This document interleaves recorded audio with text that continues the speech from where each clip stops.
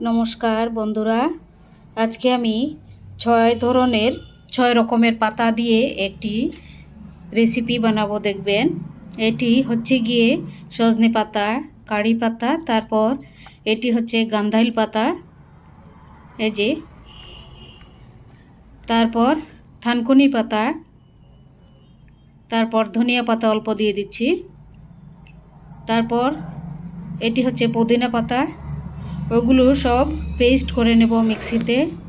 সজনে পাতা, কারি পাতা আর গান্ধাইল পাতা, তারপর ধনিয়া পাতা, থানকুনি পাতা। ফোড়নে দিয়ে দিচ্ছি শুকনো লঙ্কা একটি আর তেজপাতা অল্প একটু গোটা জিরা। এখন এই ফোড়নের মধ্যে সবজিগুলি দিয়ে দেব।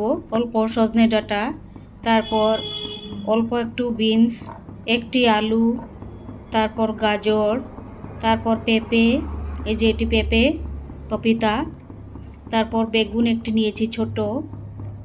ওগুলো দিয়ে একটি খুব সুন্দর 6টি রকমের পাতা দিয়ে ঝোল বানাবো। এখন দিয়ে দিচ্ছি ফোড়নে সবজিগুলো।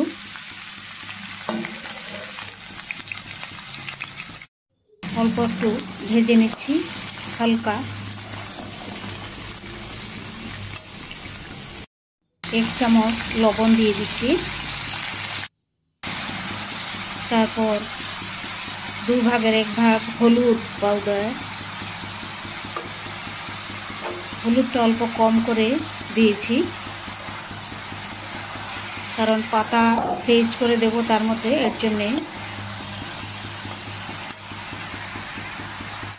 এখন দিয়ে দিচ্ছি কিছুটা সাতলানোর পর 1 চামচ জিরে পাউডার।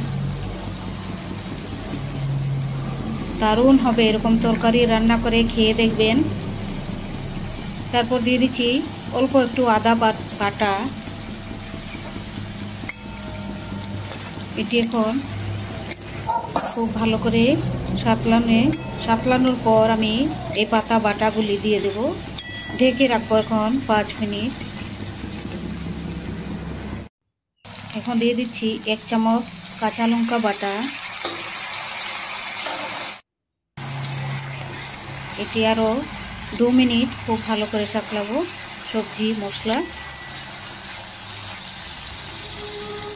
সবজি ভালো করে সাতলানো হয়ে গেছে। এখন সব এই যে এই পাতাগুলি আমি পেস্ট করেছি, এগুলো দিয়ে দিচ্ছি, পেস্ট করা পাতাগুলো।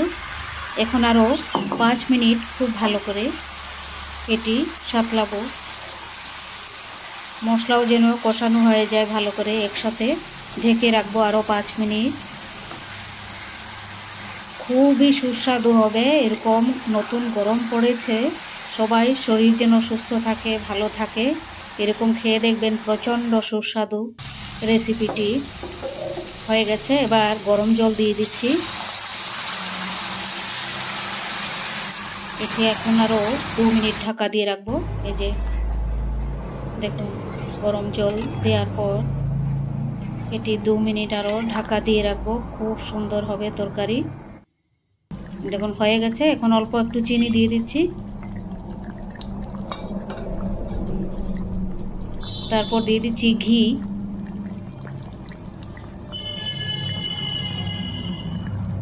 ঘিটা বেশি অল্প হয়েছে, আর একটু ঘি দেব।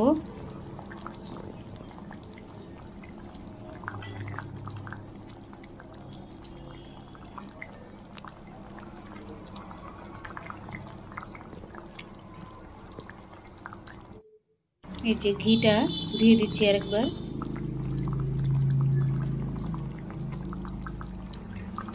ফ্রিজে রাখলে মানে হার্ড হয়ে যায়, তাই অল্প গরম করে দিয়েছি।